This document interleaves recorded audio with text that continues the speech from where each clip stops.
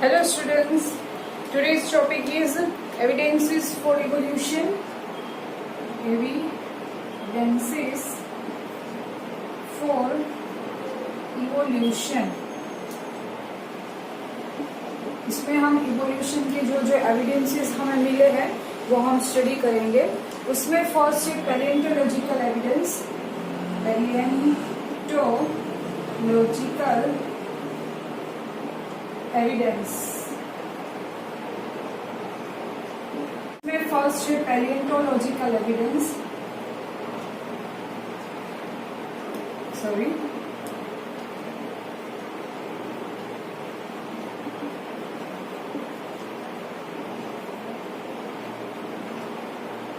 what is paleontological evidences? Paleontological evidences means the study of fossils is called paleontology. Study of fossils is called paleontology. Now the question arises is, what is fossils? Fossils means fossils are the remains and impressions of the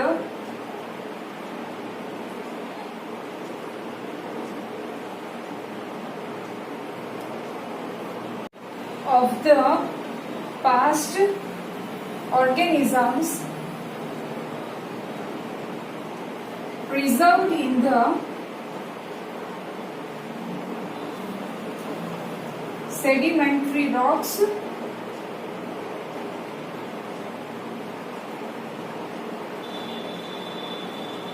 and other medium or other media.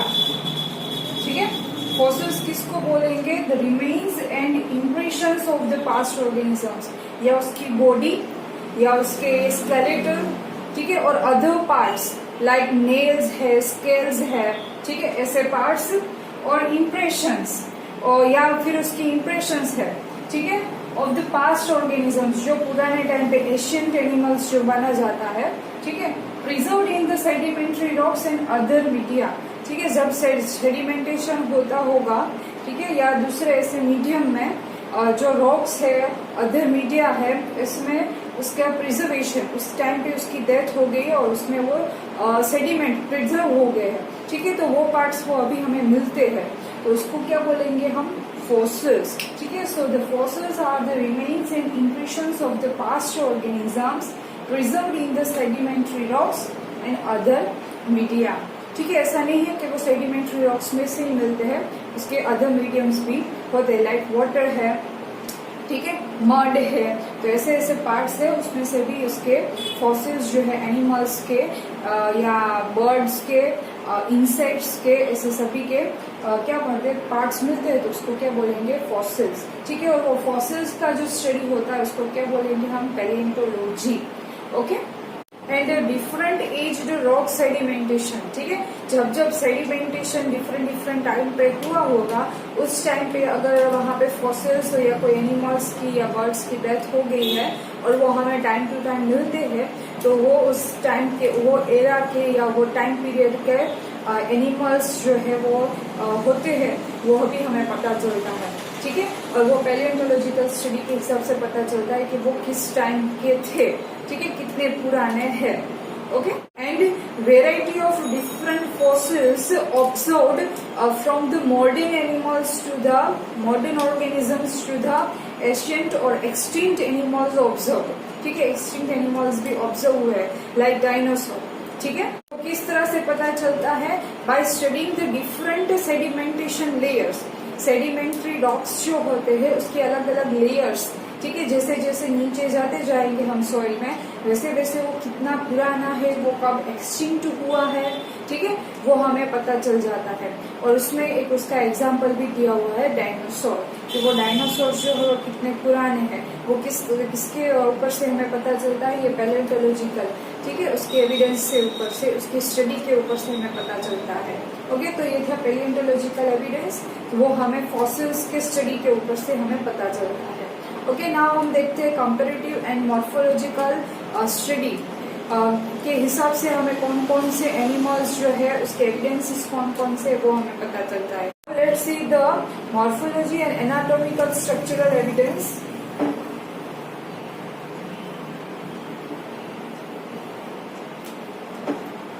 Let's see the morphological and comparative anatomical studies, anatomical evidences। और इसमें हमें उसकी phylogenetic history, organisms की phylogenetic history हम देखें तो उसमें उसके स्ट्रक्चर्स और फंक्शंस को लेकर एविडेंसेस मिले हैं। ठीक है, और उसमें फर्स्ट है होमोलॉगस और homology. Homology, homologous, homologous organs. Homologous organs में क्या होगा? The organs with same structure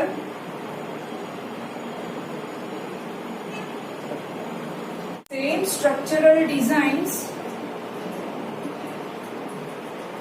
and origin, but different functions,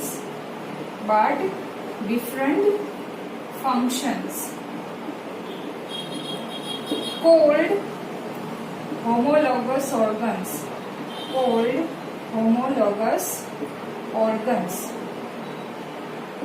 ठीक है। So the organs with straight structural designs and origin means anatomically वो सेम है, anatomical जो इसका स्ट्रक्चर है वो सेम है, but they are doing different functions.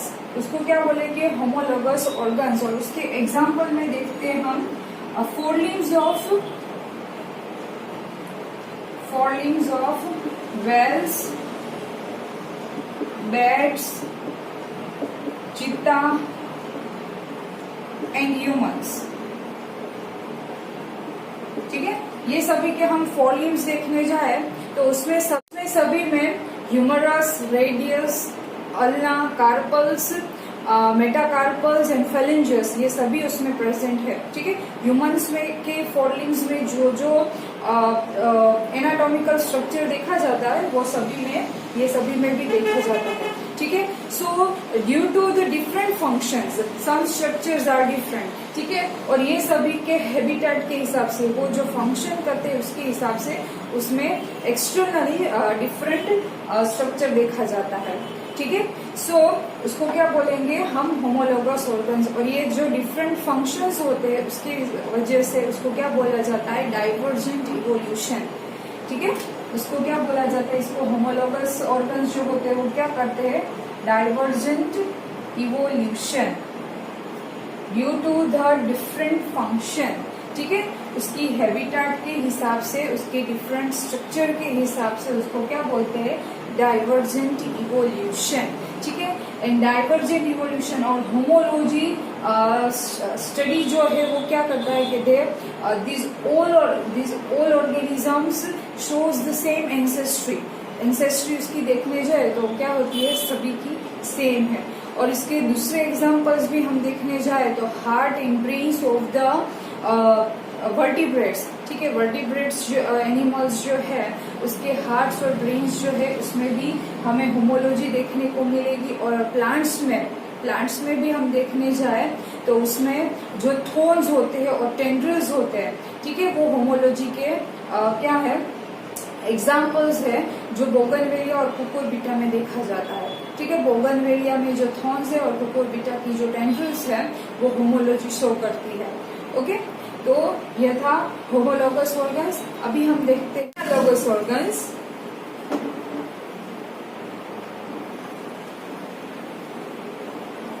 ये भी मॉर्फोलॉजिकल और कंपैरेटिवली एनाटॉमिकल एविडेंस है, ठीक है। Analogous organs. Analogous organs is totally different from the homologous organs. उसमें क्या होगा, the anatomical structure different but functionally same. ठीक है, फंक्शन जो है वो एक जैसा ही करते हैं, बट उसका जो एनाटॉमिकल स्ट्रक्चर देखने जाए, उसकी डिजाइन, स्ट्रक्चरल डिजाइन और ओरिजिन देखने जाए तो वो क्या होगी, डिफरेंट होगी. So these organs are called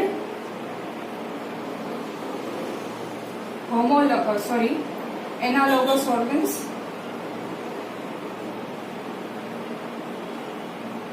And these analogous organs shows convergent evolution. What is convergent evolution? Due to the same functions.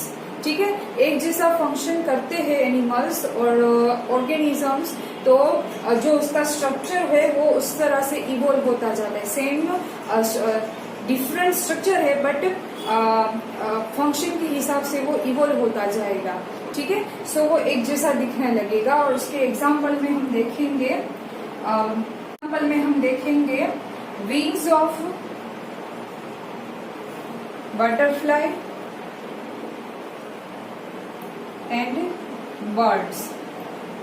ठीक है, बटरफ्लाई हम देखें तो वो इनवर्टिब्रेट में इंक्लूड होता है, बर्ड जो है वो वर्टिब्रेट में इंक्लूड होता है. तो totally origin are different but function उसका क्या है, विंग्स उसमें प्रेजेंट है तो फंक्शन वो सेम ही करते हैं फ्लाइंग के लिए. ठीक है, और अदर एग्जांपल्स में उसके देखने जाए तो eyes of the octopus and mammals, then penguins, flippers of the penguins and whales. ठीक है, तो ये सभी जो एग्जाम्पल है वो किसके हैं, एनालॉगस ऑर्गन्स के. ठीक है, और प्लांट्स में भी हम देखने जाए तो उसमें स्वीट पोटैटो एंड पोटैटो है. स्वीट पोटैटो होता है तो उसका रूट मॉडिफिकेशन होगा एंड पोटैटो है तो उसका स्टेम मॉडिफिकेशन होगा. ठीक है, तो ये सभी है एनालॉगस ऑर्गन्स के एग्जाम्पल्स. ओके, तो आज हमने 2 टाइप्स के एविडेंसेस देखे फॉर द इवोल्यूशन. ठीक है, नाउ एग्जाम्पल में हम देखेंगे wings of butterfly and birds. ठीक है, बटरफ्लाई हम देखें तो वो इनवर्टिब्रेट में इंक्लूड होता है, बर्ड जो है वो वर्टिब्रेट में इंक्लूड होता है. तो totally origin are different but function उसका क्या है, विंग्स उसमें प्रेजेंट है तो फंक्शन वो सेम ही करते हैं फ्लाइंग के लिए. ठीक है, और अदर एग्जांपल्स में उसके देखने जाए तो eyes of the octopus and mammals, then penguins, flippers of the penguins and whales. ठीक है, तो ये सभी जो एग्जाम्पल है वो किसके हैं, एनालॉगस ऑर्गन्स के. ठीक है, और प्लांट्स में भी हम देखने जाए तो उसमें स्वीट पोटैटो एंड पोटैटो है. स्वीट पोटैटो होता है तो उसका रूट मॉडिफिकेशन होगा एंड पोटैटो है तो उसका स्टेम मॉडिफिकेशन होगा. ठीक है, तो ये सभी है एनालॉगस ऑर्गन्स के एग्जाम्पल्स. ओके, तो आज हमने 2 टाइप्स के एविडेंसेस देखे फॉर द इवोल्यूशन. ठीक है, now and third evidence is biochemical evidences.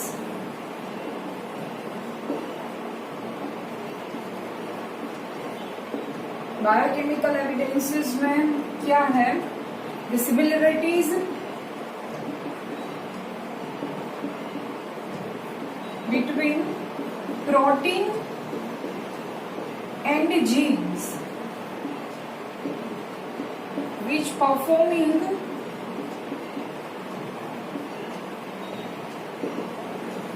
common given functions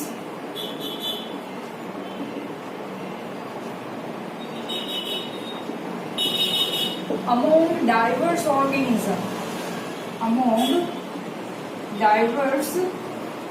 organisms shows common ancestry, ठीक है। ऑर्गेनिजम्स, ये डाइवर्स ऑर्गेनिजम्स जो है, ठीक है, different types of animals, in these similarities between protein and genes, ठीक है, उसमें जो प्रोटीन फॉर्म्स होते हैं उसके जो जीन्स है, which performing common given functions, all organisms did protein and genes performing common given functions, ठीक है, सभी में एक जैसे ही functions होते हैं which shows the common ancestry, और वो एक ही ancestry के है, वो ये यहाँ पे शो करता है, ठीक है। तो वो क्या होता है, बायोकेमिकल एविडेंसेस, और also the metabolic processes,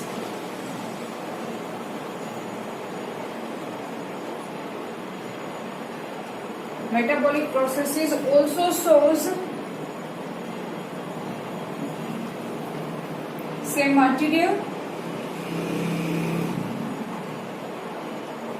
and end products।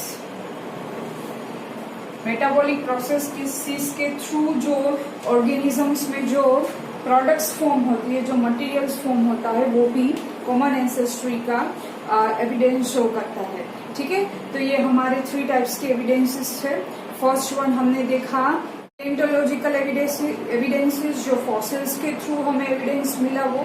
Second one जो था वो स्ट्रक्चरल एनाटॉमिकल, कंपेरेटिव एनाटॉमिकल जो एविडेंस था वो देखा, इसमें हमने homologous organs and analogous organs देखे। And the third one is biochemical evidences, ठीक है। नाउ हम देखते हैं नेचुरल सिलेक्शन। नेचुरल सिलेक्शन के थ्रू एक ऑब्जर्वेशन सामने आया है, उसको इंडस्ट्रियल मेलेनिज्म भी बोला जाता है, ठीक है, वो हम देखते हैं। देखते हैं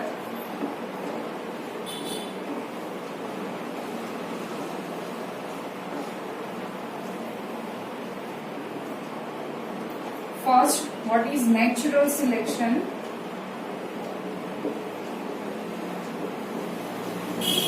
this theory is based on the Darwinian theory, ठीक है, वो डार्विन थियरी हम नेक्स्ट देखते हैं उसके बाद। First, natural selection is what the organisms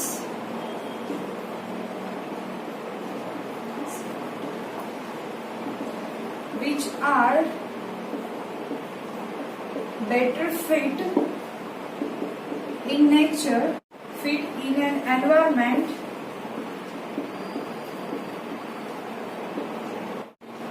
will be selected by nature, will be selected by nature and survive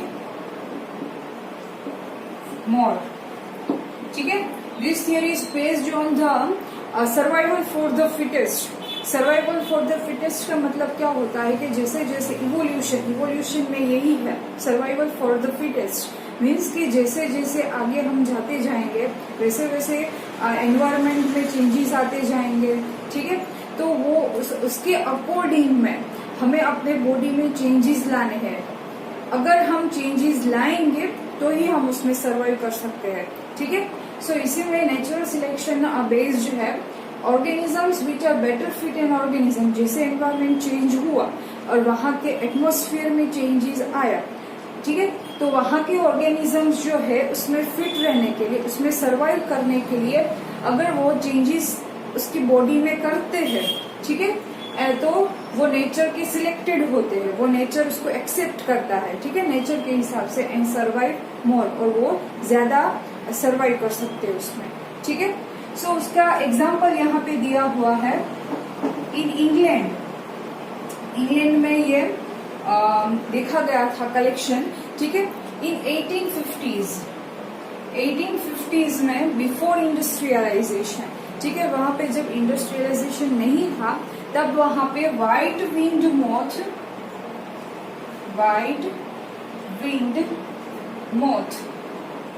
moths are more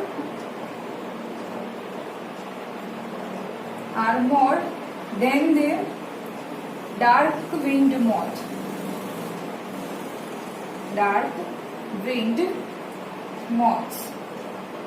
ठीक है। जब वहां पे इंडस्ट्रियलाइजेशन नहीं था, ये कंडीशन किसकी है, बिफोर इंडस्ट्रियलाइजेशन,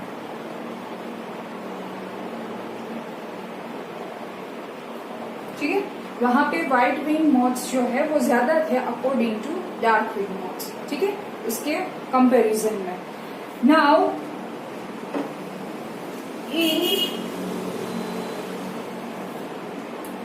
in 1920s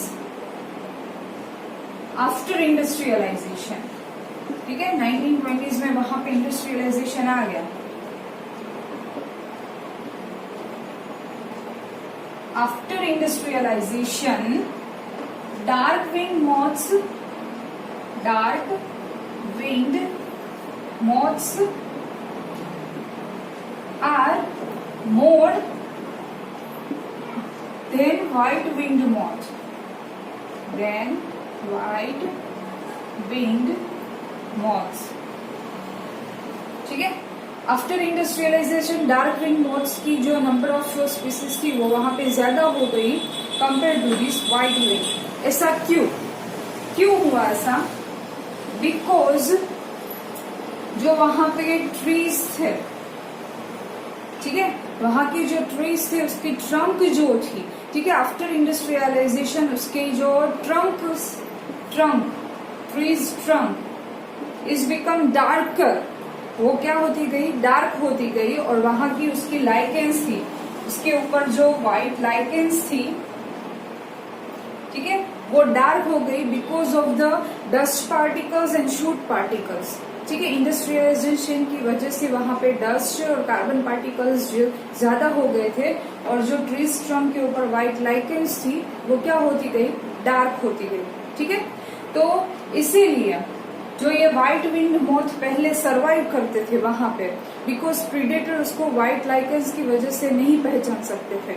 ठीक है, एक टाइप का केमोफ्लेज जो होता है वो, ठीक है, तो व्हाइट विंग्ड पहले ज्यादा थे बिकॉज ऑफ व्हाइट लाइकेंस। ठीक है, कि व्हाइट लाइकेंस के ऊपर व्हाइट मॉथ्स वहां पे प्रेजेंट है तो प्रेडेटर उसको आसानी से आइडेंटिफाई नहीं कर सकता है। But when these white lichens convert into dark lichens, ठीक है, डार्क में कन्वर्ट हो गई तो क्या हो गया, डार्क के ऊपर जो व्हाइट मॉथ्स थे वो इजीली प्रेडेटर्स उसको आइडेंटिफाई कर सकते थे। तो इसीलिए क्या हो गया कि व्हाइट विंग मॉथ्स जो थे वो धीरे धीरे कम होते गए। ठीक है, बट जो डार्क विंग्ड मॉथ्स थे वो वहां पे ज्यादा हो गए, उसकी नंबर ऑफ पॉपुलेशन जो थी वो वहां पे ज्यादा हो गई बिकॉज डार्क विंग मॉथ्स जो है वो इजीली वहां पे आइडेंटिफाई नहीं हो सकते। ठीक है, सो वहां पे क्या हुआ, जो व्हाइट विंग है उसकी पॉपुलेशन कम होती गई, डिक्रीज हो गई, और डार्क विंग की ज्यादा हो गई। जो व्हाइट विंग ने जो उसमें उसकी बॉडी में चेंजेस लाके जो उसमें कन्वर्ट हुए होंगे तो वहां पे सरवाइव कर लिए, बाकी के वहां पे सरवाइव नहीं कर पाए। सो इसीलिए ये क्या हुआ, नेचुरल सिलेक्शन की थियरी। ठीक है, सो सरवाइव करने के लिए उसको चेंजेस वहां पे लाने पड़े। ऐसा ही एक एग्जाम्पल है केमिकल रेजिस्टेंट का। सेकेंड एग्जाम्पल है chemical resistance. Chemical resistance, excessive use of herbicides and pesticides. ठीक है, हम फार्मिंग में जो हर्बिसाइड्स और पेस्टिसाइड्स यूज करते हैं वो धीरे धीरे अभी वहां के पैथोजेनिक जो बैक्टीरियाज है, माइक्रोब्स है, उसके ऊपर वो ज्यादा इफेक्ट नहीं दिखाते। ठीक है, क्यों, बिकॉज उसमें इवोल्यूशन, वो अपनी बॉडी में चेंजेस करता है according to their herbicides and pesticides. ठीक है, तो वो भी एक नेचुरल सिलेक्शन की थियोरी में आता है, उसका एग्जाम्पल है। And microbes also resistant to the antibiotics and drugs. ठीक है, हम जो एंटीबायोटिक्स और ड्रग्स लेते हैं वो भी क्या हो गई है, उसके रेजिस्टेंट हो गए हैं। ठीक है, because of this reasons. Okay, तो ये भी क्या हो गया, नेचुरल सिलेक्शन का एक एग्जाम्पल था। और मेन्स जो है वो प्रोटीन करवाते हैं प्लांट में, एनिमल में, ये भी एक नेचुरल सिलेक्शन का ही एग्जाम्पल है। ठीक है, तो उसके थ्रू ही एनिमल्स और प्लांट्स में ये चेंजेस ले लेते हैं तो वह ब्रीडिंग करवा सकते हैं वहां पे। ठीक है, तो ये था नेचुरल सिलेक्शन। नेक्स्ट लेक्चर में हम देखेंगे अडेप्टिव रेडिएशन। ठीक है, तब तक के लिए पढ़ते रहे। Stay at home, stay safe.